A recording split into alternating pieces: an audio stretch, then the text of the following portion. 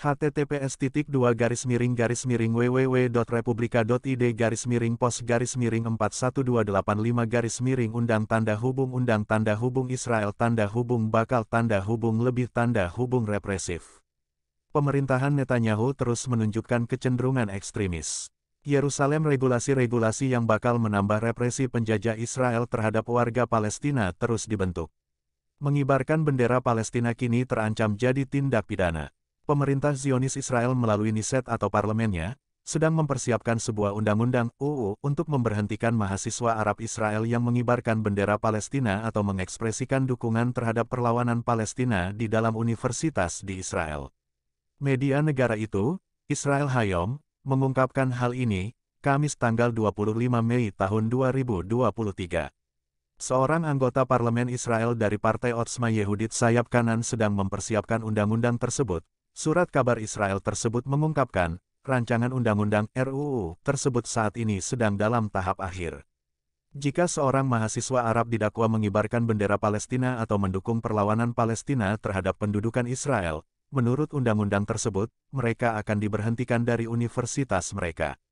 Sementara itu, undang-undang tersebut menyerukan kepada institusi akademik untuk mencegah keberadaan badan-badan kemahasiswaan yang melanggar hukum Israel.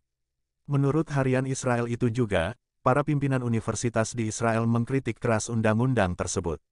Ini bermasalah dan berbahaya, kata salah satu pimpinan universitas di Israel menekankan. Para kepala universitas Israel menyatakan harapan mereka bahwa Menteri Pendidikan akan membatalkan proposal undang-undang tersebut di Knesset. Mereka berpendapat bahwa undang-undang semacam itu bertujuan untuk mengubah universitas menjadi senjata bagi polisi dan badan intelijen Israel. Sebab universitas dan seluruh perangkatnya akan diperintahkan untuk mengawasi ribuan mahasiswa. Selanjutnya akan menghukum mereka atas isu-isu yang dilindungi oleh Undang-Undang Hak Asasi Manusia dan Kebebasan Berekspresi.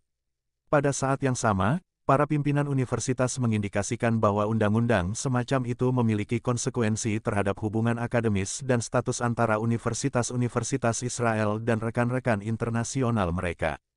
Hal ini akan menyebabkan gelombang boikot akademik berskala luas terhadap universitas-universitas di Israel. Kepala Universitas Tel Aviv Ariel Porat menanggapi usulan undang-undang tersebut. Otoritas Palestina bukanlah negara yang bermusuhan atau organisasi teroris. Mengibarkan benderanya dilindungi oleh Undang-Undang Kebebasan Berekspresi, kata Porat. Porat menambahkan, jika pihaknya menerapkan undang-undang ini, kemungkinan besar mereka harus mengeluarkan sejumlah besar mahasiswa dari universitas. Mereka tidak akan tahan dengan penindasan ini dan tidak akan ragu-ragu untuk mengibarkan bendera Pak, ujarnya.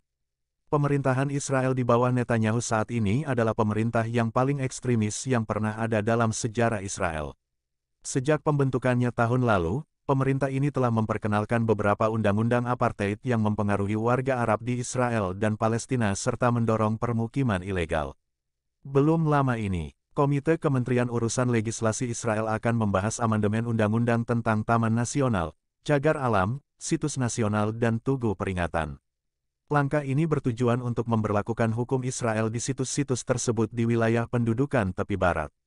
Surat kabar Haaretz melaporkan, rancangan undang-undang RUU tersebut diajukan oleh anggota Knesset Deni Danon dari Partai Likud. Danon memberi wewenang kepada Menteri Dalam Negeri untuk menyatakan situs-situs di wilayah tersebut sebagai situs nasional.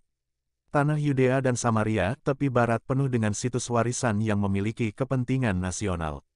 Dan sejarah yang besar bagi pengembangan pemukiman di tanah Israel, kata catatan penjelasan proposal tersebut, dilaporkan Middle East Monitor, Jumat tanggal 26 Mei tahun 2023. Kita harus mengenali sejarah bangsa Yahudi yang dapat ditemukan di setiap hamparan bumi di Yudea dan Samaria, ujar isi proposal itu. Menurut surat kabar Haaretz, jika Knesset menyetujui RUU tersebut, maka akan mengarah pada aneksasi wilayah lain.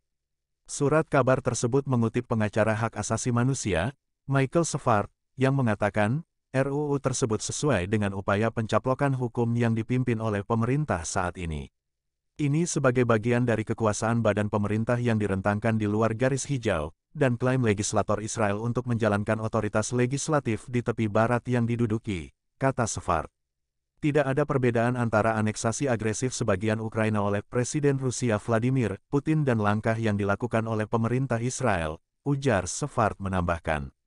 Gerakan Literasi Umat merupakan ikhtiar untuk memudahkan masyarakat mengakses informasi. Gerakan bersama untuk menebarkan informasi yang sehat ke masyarakat luas. Oleh karena informasi yang sehat akan membentuk masyarakat yang sehat.